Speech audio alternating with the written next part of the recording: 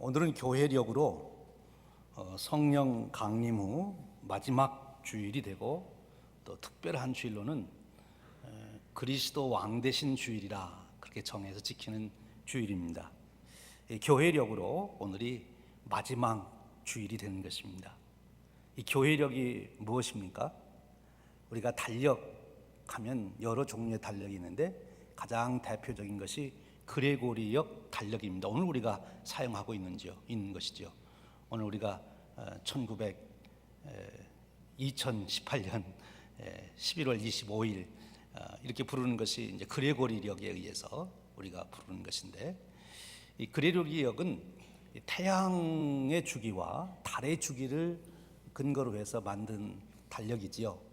태양을 우리 지구가 한 바퀴 도는 것을 1년으로 하고, 또 달이 지구를 도는 것을 달로 정해서 사용합니다. 이 태양력이 되는 우리가 사용하는 이 달력은 굉장히 우리 생활에 귀중하지요.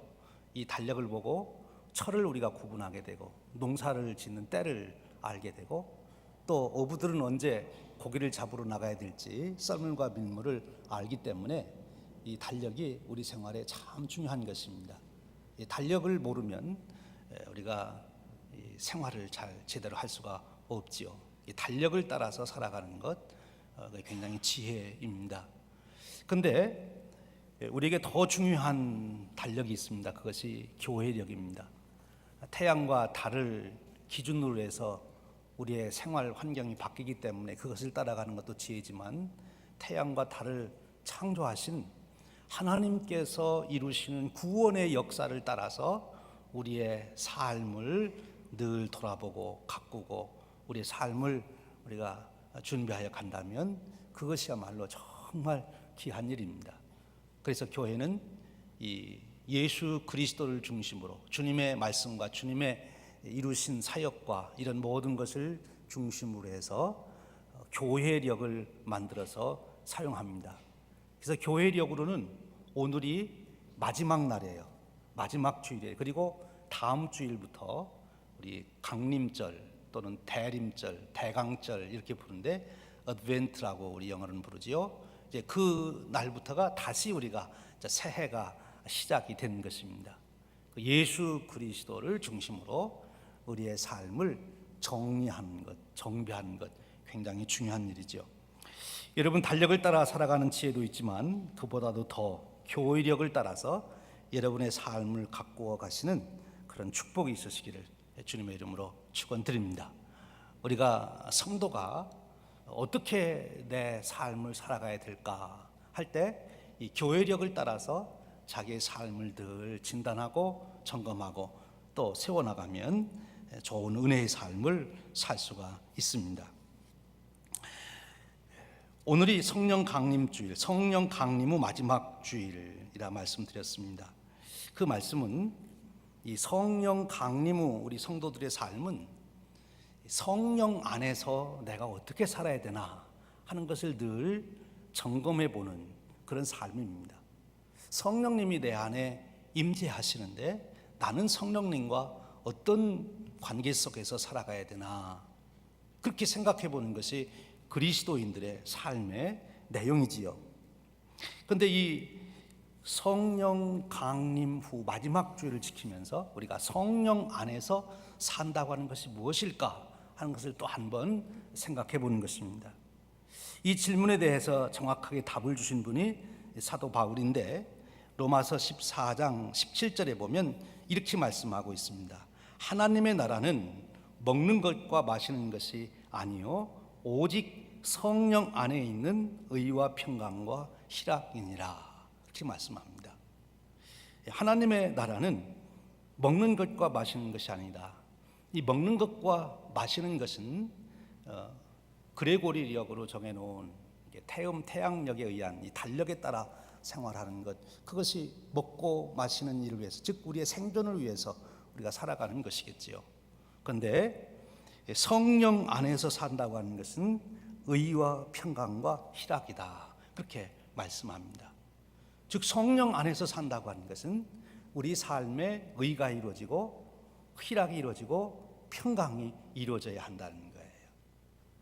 그렇다면 여러분들에게 질문합니다.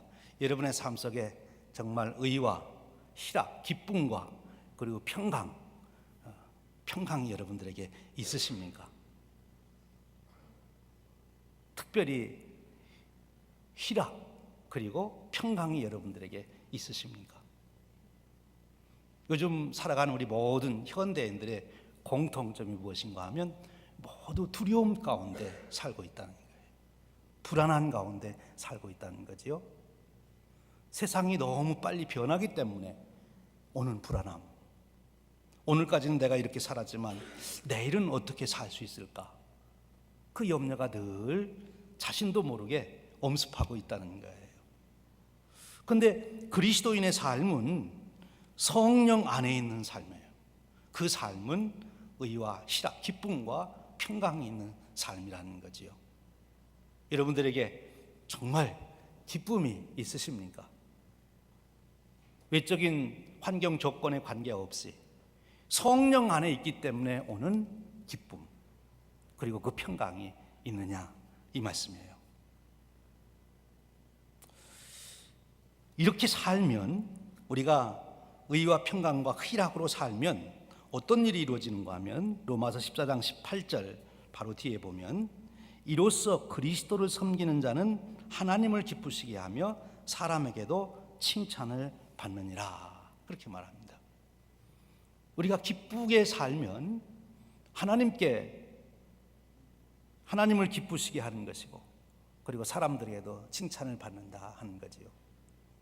요즘 우리가 전도합시다 이렇게 전도위원회에서 많이 강조합니다만 이 전도하는 제일 좋은 방법은 우리 예수 믿는 사람들이 기쁘게 사는 거예요. 다른 사람들은 다 불안하고 힘든데 여러분들이 정말 기쁘게 살면 사람들이 다 궁금해합니다.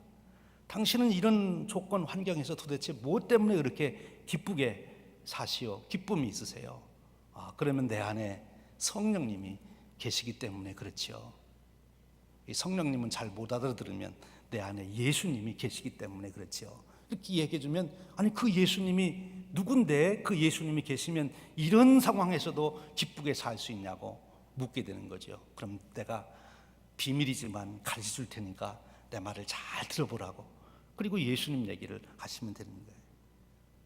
그런데 교회 다니는 사람들이 기쁨이 없이 불안과 공포에 떨며 살면 세상 사람들이 절대로 관심을 갖지 않게 되는 거죠. 어떤 형편 환경 조건에 관계없이 성령 안에 우리가 살고 있기 때문에 갖는 의와 평강과 희락이 우리에게 나타날 때 바로 그런 영향력을 우리는 미치게 된다는 거예요. 그러니까 현상으로 말하면 그리스도인의 삶은 어떤 삶이냐? 기쁨의 삶을 살아야 된다는 거예요. 여러분 어떻습니까? 여러분 기쁘십니까? 기쁘셔서 매일 여러분 얼굴에 웃음꽃이 피고 계십니까?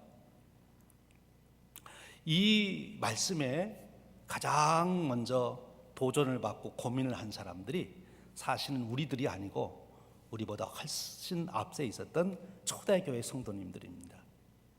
초대교회 성도님들은 왜 그랬는가 하면 우리는 지금 우리를 예수 믿는다고 오늘 교회 온다고 당신 오늘 교회 가면 잡아간다고 그런 소리를 우리가 듣지 못해요. 오늘 여러분 교회 간다고 누가 여러분 잡아가겠다 그런 적 없지요.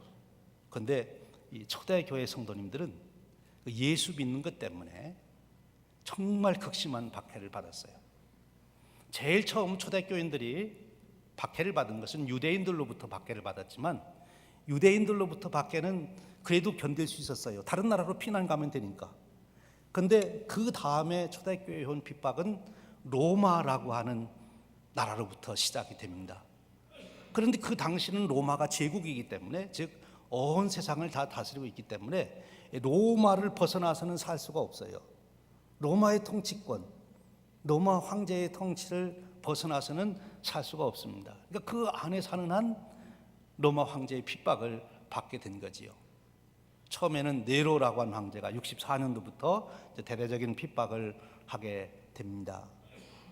그런데 그 네로 황제가 죽으면서 핍박이 조금 완화가 됐는데 다시 도미티안이라고 하는 황제가 나타나면서 네로 황제 때보다도 더 극심한 박해가 일어났습니다. 왜 그런가 하면 이 네로 황제는 그래도 정치적으로 그리스도인들을 이용하려고 하는 것 때문에 박해하고 그랬지만, 이 도미티안 황제는 아예 자기 자신이 신이라고 주장하고 자기를 신격화, 우상화시키는 일을 시행했습니다. 그래서 법령으로도 만들었습니다. 도미티안 황제는 신이다. 그래서 신하들이 왕을 부를 때도 신이여 이렇게 부르게 했어요. 그냥 폐하 이렇게 부른 게 아니고 신이여 이렇게 부르도록 법을 제정하고, 그리고 모든 로마의 백성들이 다 도미티안 황제를 신전을 지어놓고 제사를 드리고 숭배하도록 그렇게 만들었습니다. 그러니까 이 일에 제일 쉽게 반대가 되고 이 문제에 걸리는 사람이 누굽니까? 그리스도인들이지요. 그리스도인들은 우상에 절을 할 수가 없습니다. 황제를 신으로 섬길 수가 없는 거예요. 오직 예수님만이 우리의 신이시고 구주시고 예수님만이 우리의 구원자십니다. 그런데 이 도미티안 황제가 그렇게 자기를 우상화시키게 되니까 그리스도인들이 그것을 반대하게 된 거죠. 따르지 않게 된 거죠. 그랬더니 이 황제가 자기를 우상화하려고 하는 그 황제이기 때문에 자기의 권한에, 자기의 권위에 도전하는 사람을 그대로 두질 않죠. 그래서 이 도미티안 황제가 정말 잔인하게 그리스도인들을 박해하고 죽이고 하게 됩니다. 자, 이런 박해를 받으면서 평안할 수 있겠습니까? 언제 내가 지금 잡혀가서 매 맞을지 죽을지, 기름가마에 죽을지, 십자가에 달려 죽을지, 맹수의 밥으로 죽을지 알 수 없는 그런 상황인데, 언제 내 아들이 내 딸이 그렇게 붙들려 가서 죽을지 모르는 상황인데 오늘 내가 평안하다 그럴 수 있겠습니까? 그런 생활 속에서 그들이 정말 기뻐하며 살 수 있겠습니까? 사실 요한계시록을 쓴, 오늘 본문의 말씀이 되는 요한계시록을 쓴 사도 요한도 이 도미티안 황제의 황제 숭배를 거부하다가 그가 지금 정치범 수용소인 반모섬으로다가 유배돼서 거기서 돌 채석장에서 광산에서 지금 일하고 있는 거예요. 노동교화소에 간 거지요. 정치범으로 지금 로마 황제를 반대했다 그래서. 근데 거기서 그 태양볕 아래서 한번 들어가면 살아남지 못하고 돌을 뜨다가 죽어야 되는 그런 속에 들어가서 일하면서 기쁘다, 정말 평안하다, 그럴 수 있겠습니까? 어떠세요? 여러분들은 지금 오늘 교회 나가다가 붙잡혀서 감옥에 가가지고 감옥살이를 한다. 있는 재산 다 빼앗기고, 재산만 빼앗긴 것이 아니라 매를 맞고 여러분들 이제 죽을지도 모른다. 그런 상황에서 나는 기쁘다, 참 내가 예수 잘 믿었다, 그렇게 고백하실 수 있겠습니까? 지금 초대교인들은 성령 안에서 의와 평강과 희락이 그리스도인의 삶인데 그런 삶을 살 수 있냐 이거예요. 지금 이런 박해 속에서 사도 요한이 많이 고민했을 거예요. 당시 초대교인들이 이 문제를 놓고 사도 요한한테도 많이 물어보았을 것입니다. 어떻게 우리가 하나님을 믿고 예수님을 믿고 성령님이 우리에게 오셨는데 우리의 삶은 이런 고난, 시련 속에 살아야 됩니까? 이런 질문을 가지고 있던 초대교회 성도들을 위해서, 또 사도 요한 자신을 위해서 예수님께서 그에게 놀라운 비밀을 보여주신 것입니다. 그것이 바로 요한계시록이죠. 오늘 우리가 읽을 말씀 요한계시록이에요. 요한계시록의 대주제는 그리스도의 승리예요. 예수 그리스도께서 결국은 승리하신다 하는 것입니다. 오늘 우리가 읽은 말씀을 우리가 좀 더 생각해 보고요, 내일 아침부터 우리가 요한계시록에 있는 말씀을 우리가 가지고 이제 은혜를 나눌 텐데요, 오늘 조금 이 요한계시록에 대해서 우리 설교 시간이지만 조금 공부하는 면을 좀 우리가 가져야 되겠습니다. 많은 분들이 요한계시록은 이해하기가 어렵다 그렇게 생각합니다. 사실 어렵죠. 왜냐하면 평범한 문학 형식으로 쓰여진 것이 아니고 묵시문학이라고 하는 특별한 문학 방법으로 요한이 이 말씀을 기록했기 때문에 그렇습니다. 그래서 요한계시록은 문자 그대로, 글자 나와 있는 그대로 그것을 보면 이해할 수가 없고 오해하기가 쉽습니다. 그래서 요한계시록을 이해하려면 세 가지 중요한 상황을 알아야 돼요. 하나는 당시 초대 교인들이 겪고 있던 그 당시 상황, 도미티안 황제로 인하여 박해를 받고 있던 당시의 실정을 잘 알아야 합니다. 그래야 이것이 무슨 소리인지를 알 수 있게 되는 거예요. 그것뿐만 아니라 또 하나는 구약 성경을 잘 알고 있어야 됩니다. 구약에 있는 말씀을 직접 인용은 안 했지만 요한계시록은 구약에 있는 중요한 사상, 중요한 말씀을 다 거기에 소화해내고 있는 거예요. 그래서 구약 성경을 잘 알고 요한계시록을 봐야 요한계시록에 나오는 그 상징들, 은유, 비유들의 의미를 알 수 있게 되는 거예요. 그리고 또 하나는 예수 그리스도에 대해서 정확하게 알고 있어야 합니다. 예수님이 누구신지, 예수님의 구속의 사역이 무엇인지, 예수님이 어떤 분이신지를 잘 알고 있어야 이 요한계시록을 말씀하는 이런 은유, 상징 이런 것들을 이해할 수 있다는 거죠. 아마 그래서 요한계시록이 성경책의 제일 마지막에 있는 것 같아요. 구약도 다 읽고 신약도 다 읽고 그래서 구약도 알고 예수님에 대해서도 알고 그렇게 안 다음에 요한계시록을 봐야 제대로 이해할 수 있기 때문에 아마 요한계시록이 성경의 제일 마지막에 들어있지 않나, 이건 제 얘기입니다만 그렇게 생각도 해봐요. 그러니까 요한계시록은 중요한 것은 문자 그대로 받아들이면 안 된다는 거죠. 그 당시의 상황. 한 신학자가 그런 얘기를 했어요. 요한계시록은 이런 것과 같다. 여러분 요즘에 우리 타임즈나 이렇게 신문을 보면 거기에 정치적으로 일어나는 일을 놓고 풍자해서 그리는 만화가 있잖아요. 일러스트레이트. 그 그림 한 장으로다가 지금 이 정치하는 사람들도 이 세계가 어떻게 돌아가나 하는 거를 그림 한 장 만화로 딱 이렇게 보여주는 게 있는데 그 그림은 이 시대에 지금 무슨 일이 일어나고 있는지를 잘 아는 사람만 그것을 보면 아 이건 트럼프 보고 뭐라고 하는 얘기다, 이거는 김정은이 보고 뭐라고 하는 얘기다, 이거 알지. 이 그림을 옛날 사람이나 아니면 오늘 시대에 이런 일을 모르는 사람에게 이 그림을 보여주면 이 그림이 무엇인지 알 길이 없어요. 그러니까 그 당시 도미티안 황제가 지배하던 로마의 상황을 잘 알고 있어야 이 요한계시록을 제대로 이해할 수 있게 된다. 또 구약의 말씀, 또 예수 그리스도의 사건과 생애, 가르침을 잘 알고 있어야 이해할 수 있다 하는 것입니다. 오늘 우리가 읽은 요한계시록의 말씀은 요한계시록의 서론에 해당합니다. 1절부터 8절까지가 서론인데 주로 인사말로 이루어져 있지요. 그리고 2장 1절부터가 이제 본론으로 들어간 거예요. 근데 바로 2장 오늘 우리가 읽은 이 서론에 아주 중요한 결론과 같은 말씀이 있어요. 우리가 논문을 봐도 논문의 본론이 중요한 것이 아니라 사실은 그 논문의 독창성은 논문의 서론에 다 있는 거예요. 그래서 서론을 논문 쓸 때는 제일 마지막에 쓰지요. 본론, 결론 다 내린 다음에 서론을 씁니다. 그 논문의 독창성은 서론에 다 나타나는 거예요. 지금 우리가 읽은 이 서론 불과 8절밖에 안 되는 짧은 글이지만 이 안에 요한계시록을 다 이미 이해할 수 있는 내용이 담겨 있는 거예요. 아주 중요한 말씀이 담겨 있는 것입니다. 오늘 우리가 읽은 말씀 중에 1절에서 3절까지 인사 말씀이 있고요. 왜 이것을 쓰는지 말씀하고 그리고 4절부터 8절까지 말씀이 이어집니다.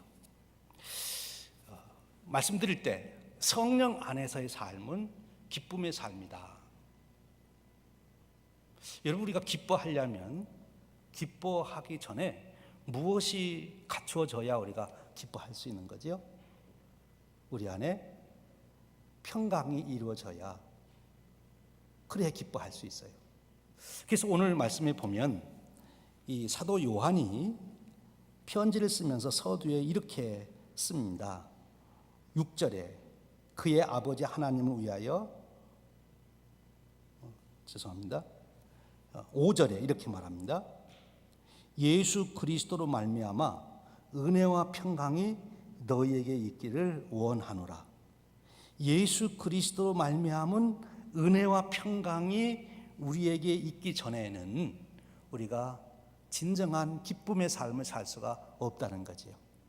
그리고 말을 돌려서 말하면 예수 그리스도로 말미암은 은혜와 평강이 우리에게 주어지면 그는 기쁨의 삶을 살 수 있다는 거예요. 그 무서운 박해 환난 중에도 예수 그리스도로 말미암은 은혜와 평강이 주어지면 그 반모섬에서 돌을 뜨면서도 기뻐할 수 있다. 이것이 사도 요한의 외침이고 가르침이고 고백인 것입니다. 예수 그리스도로 말미암은 은혜와 평강. 그러면 이것이 무엇인가? 은혜와 평강이라고 하는 것이 예수 그리스도를 통해서 주어진다. 그 예수 그리스도를 통해 주시는 은혜와 평강을 먼저 우리가 좀 더 생각해 보길 원합니다. 여러분, 은혜는 뭡니까? 여기 말하는 은혜, 그리고 여기 나오는 평강. 여기 나오는 평강은 여러분들이 쉽게 이해할 수 있어요. 히브리어로는 샬롬, 평화.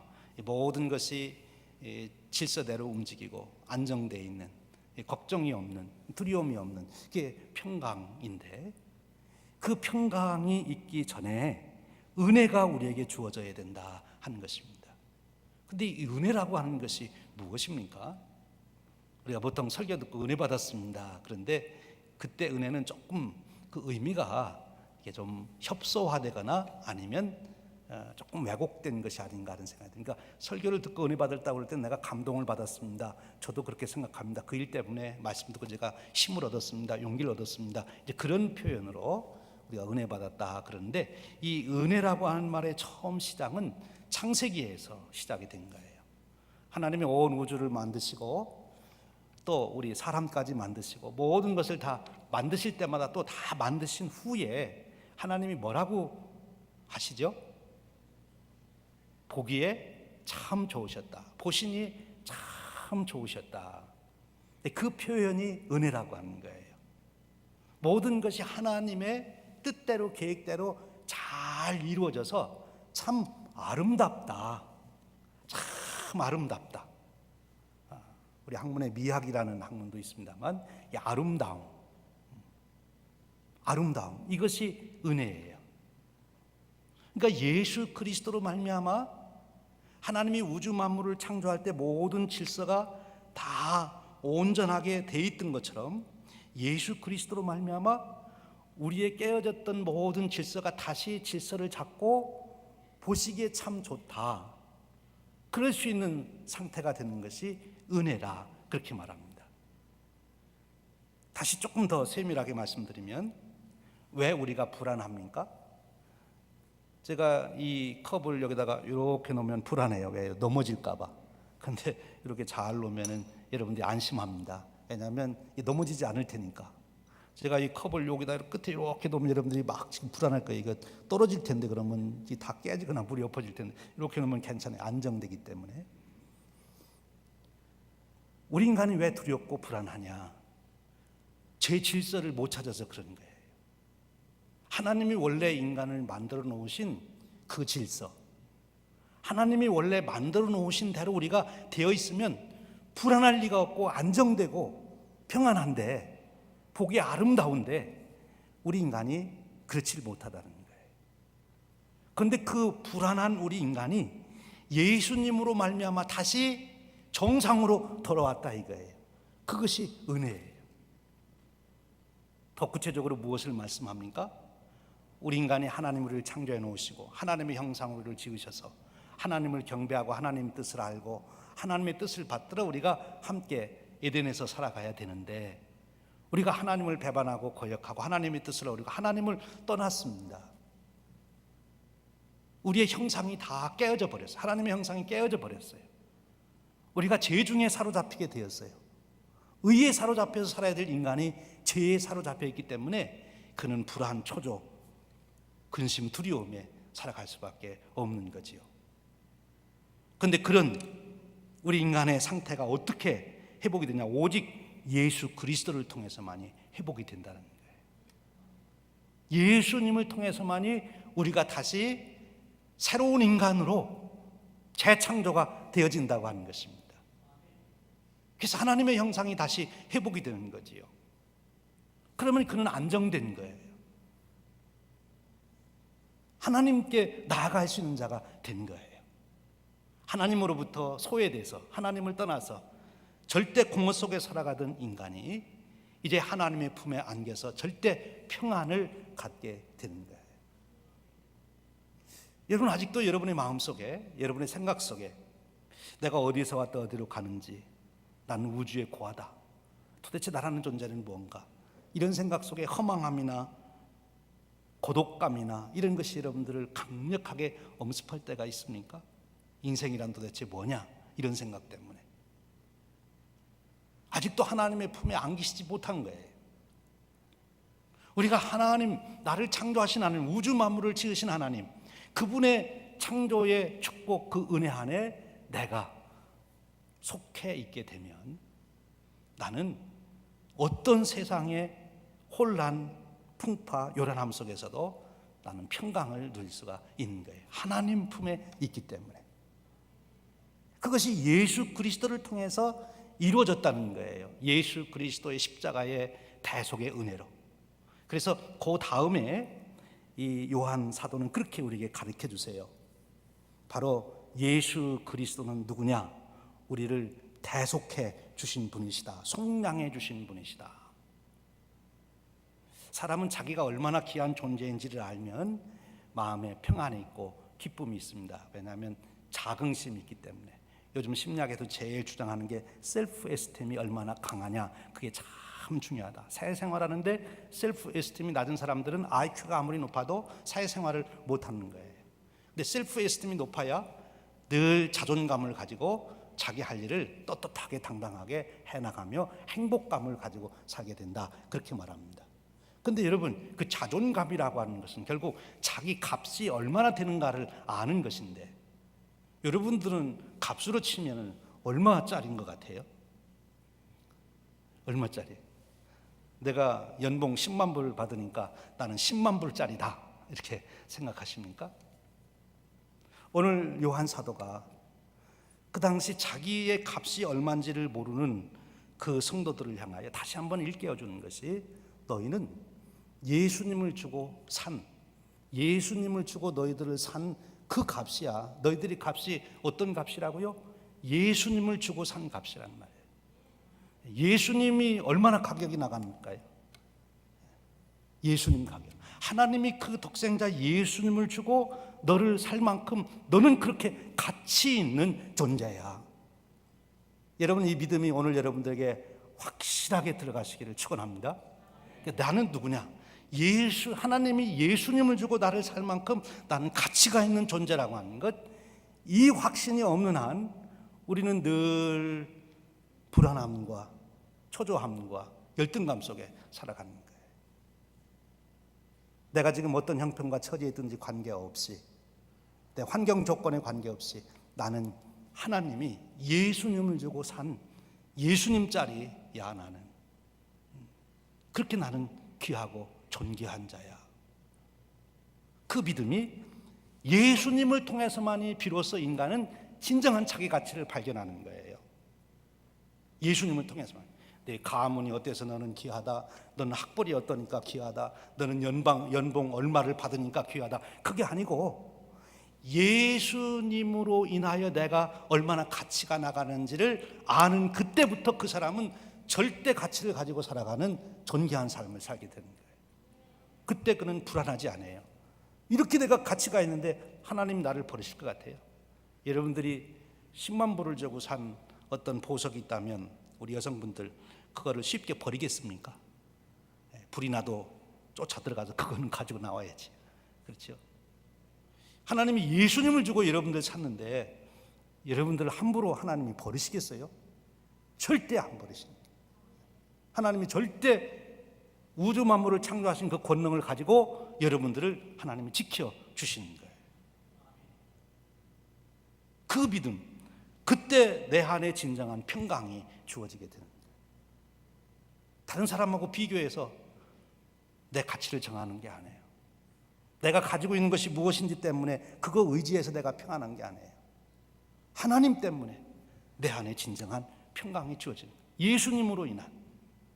예수님으로 인한 내 가치를 발견하고 예수님으로 인하여 보증된 하나님의 보호하심을 내가 확신하게 될 때, 이들은 사자 앞에 가서 몸이 찢겨 죽어도 그들은 기쁨으로 죽을 수 있었어요. 왜? 하나님은 예수님을 부활시키듯이 우리를 부활시킬 수 있는 분인데, 사자애가 내가 죽는 것이 그것으로 내 인생이 끝나는 것이 아니에요. 내 인생은 다시 부활할 것이니까. 그 믿음의 확신이 있기 때문에 그들은 어떤 환난 핍박에서도 기쁨을 가질 수가 있었습니다. 그 말씀을 주시는 거예요. 사랑하는 여러분, 오늘 사도 요한이 보았던 환상 가운데 바로 이 놀라운 은혜의 말씀을 주셨습니다. 이 말씀이 오늘 우리에게 믿음으로 우리 안에 새겨지시기를 주님의 이름으로 축원드립니다. 이제 말씀에 보면 계속해서 그렇게 말씀하십니다. 그 예수님이 그러면 누구냐? 우리를 그렇게 구원하신 하나님이 누구냐 할 때, 이제도 계시고 전에도 계셨고 장차 오실 이시며, 그렇게 말씀합니다. 이제도 계시고 전에도 계시고 장차 오실 분. 우리 사람들은 이 시간의 안에, 공간 개념 안에 늘 한계를 가지고 살아갑니다. 오늘 여기 있으면 내일은 없는 것이고 우리는 항상 현재에만 있는 것입니다. 공간적으로도 오늘 여기에 있으면 우리는 한국에는 없는 거예요. 그런데 하나님은 시간을 초월해 계신 분이시다. 지금 도미티안 황제가 현재 여기서 황제의 권한을 가지고 핍박을 하지만, 그러나 하나님은 과거도 현재도 앞으로도 영원히 다스리실 만왕의 왕이시고 만주의 주가 되신다 하는 것을 말씀하고 계시는 것입니다. 하나님은 시간을 초월해 계시는 분이에요. 그래서 우리는 걱정할 필요가 없다, 그것입니다. 한마디로 얘기하면. 사실 오늘 요한계시록 말씀에 보면 요한에게 그렇게 말씀하셨어요. 속히 이루어지를 내게 보여준다 그랬는데요, 이 도미티안 황제가 그렇게 박해를 했는데 95년경에 절정을 이루게 됩니다. 그런데 95, 6년 바로 이 요한이 이 계시를 받은 환상을 본 후에 얼마 있다가 도미티안 황제가 죽게 되지요. 그래서 사실 이 사도 요한은 여기서 발모섬에서 본 환상을 이제 예배소로 와서 풀려나서 예배소로 와서 예배소 교회에서 그 보았던 것을 기록한 것이 요한계시록이에요. 이제 그렇게 반모섬에서 인생 끝날 걸로만 알았던 사도 요한이 도미티안 황제가 죽고 바로 예배소로 가서 이 말씀을 증거하는 거예요. 그러면서 초대교회 성도님들에게, 우리에게 도미티안 황제와 같은 핍박, 아니 그보다 더 극한 박해가 올지라도 우리는 이것을 잊지 말아야 된다. 우리는 예수 그리스도의 값을 주고 산 그런 가치 있는 존재고, 하나님이 그러기에 절대적으로 우리를 지켜주는 것이고, 그분에게는 지금 여기서만이 아니라 과거 현재 미래를 다 총괄하시는 능력으로 우리를 다스리시기 때문에 결국 궁극적으로 우리 주님의 승리와 함께 우리도 승리자의 길에 서게 된다고 하는 것을 말씀해 주시는 것입니다. 여러분, 오늘 그리스도 왕 되신 주일을 우리가 지킵니다. 예수님께서 여러분들의 왕 되시기를 주님의 이름으로 축원합니다. 예수님이 나의 주시고 예수님이 나의 왕이시고 예수님이 나를 지켜주시고, 그 믿음으로 우리가 살아간다면 오늘 우리는 현재 내 환경의 변화에 따라서 두렵고 흔들리고 절망하고 낙심하는 그런 삶이 아니라, 우리는 어떤 환경 조건에서도 우리의 기쁨을 잃지 않을 것이요, 그것은 성도의 가장 큰 능력, 세상을 이기는 능력이 될 것입니다. 오늘 저와 여러분의 삶 속에 우리 주님으로 인한 기쁨, 평강이 넘치시기를 주님의 이름으로 축원드립니다. 기도하겠습니다. 주님, 오늘 두려움에 떨고 있는 저희들에게, 환경과 조건을 바라보면 불안하기 그지없는 저희들에게 다시 한번 우리가 누구인지를, 우리가 어떻게 하나님의 자녀가 되었는지를, 그리고 예수님께서 누구신지를 다시 기억하게 하시고 다시 깨닫게 하시니 참으로 감사합니다. 오늘 사도 요한이 반모섬에서 보았던 그 주님의 모습을 우리도 보게 하시고, 사도 요한이 들었던 그 음성을 오늘 또 우리가 세미하게 듣게 하셔서 오늘 우리의 삶 속에 환경 조건 바라보지 않게 하시고 오직 주님 바라보게 하시며, 주님의 약속 붙들고 오늘 또 평강을 누리게 하시고 기쁨을 누리게 하시고, 하나님 자녀로서 천국의 백성으로서의 권세 있고 능력 있는 삶을 살 수 있도록 인도하여 주시옵소서. 우리 주님 예수 그리스도의 이름으로 기도하옵나이다. 아멘.